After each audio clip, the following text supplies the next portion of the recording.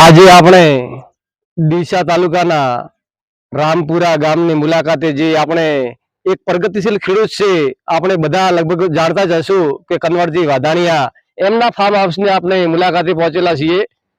તો જે ફાર્મ છે એ તમે જોઈ શકો છો કે હાલ એમણે ટેટી સાથે મરચા લગાવેલા છે ને લગભગ 18 દિવસ આજે પૂર્ણ થયા છે। તમે જોઈ શકો છો કે ટેટી સાથે મરચા એટલે કે એક મલ્ચિંગમાં બે રીતે એટલે કે આંતરપાક તરીકે અહીંયા ખેતી કરેલી છે ને આપણે વારંવાર વિડીયો પણ જોતા હોઈએ છીએ। તો આપણે જે કનવરજી છે એમના પુત્રી કે બેન શ્રી પિનલબેન સાથે આપણે વાત કરશું કે આ તમે ફાર્મ હાઉસમાં વારંવાર ખેતી કરો છો તો એના વિશે તમે ખેડૂત પહેલા તો તમે અમારા વાત લીધી એ બદલ તમારો ખૂબ ખૂબ આભાર।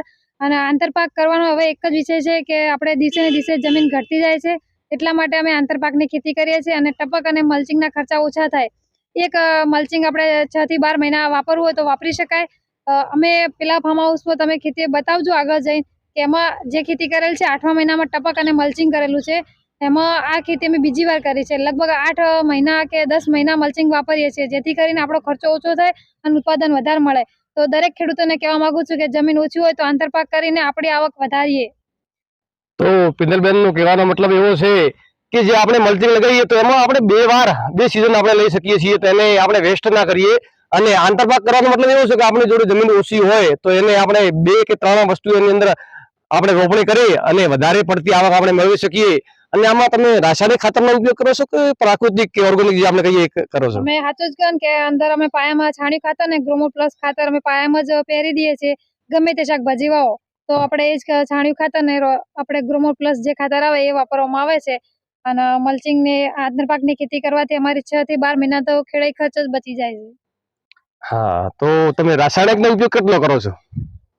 રાસાયણિક નો 50% કહેવાય ને એટલો થાય। હા હા, બીજું યુરિયા અમારા ફાર્મ હાઉસમાં 3 વર્ષથી અમે યુરિયા બિલકુલ દાણોય નથી વાપરતા। હા, તો હાલ મેન જો પોઈન્ટ હોય તો યુરિયાનો છે। હાલ બધી જગ્યાએ આપણે જોઈએ છીએ કે યુરિયા માટે જે લોકો છે લાઈનો લગાવે છે, તો આ જે પ્રગતિશીલ ખેડૂત છે આપણે કન્વર્જીના વિડીયો વારંવાર ઇન્સ્ટાગ્રામમાં, ફેસબુકમાં કે યુટ્યુબમાં આપણે જોતા હોઈએ છીએ, તો એમની આવક અઢળક હોય છે ને એ આપણા કરતો 3 થી 4 ગણો નફો મેળવે છે।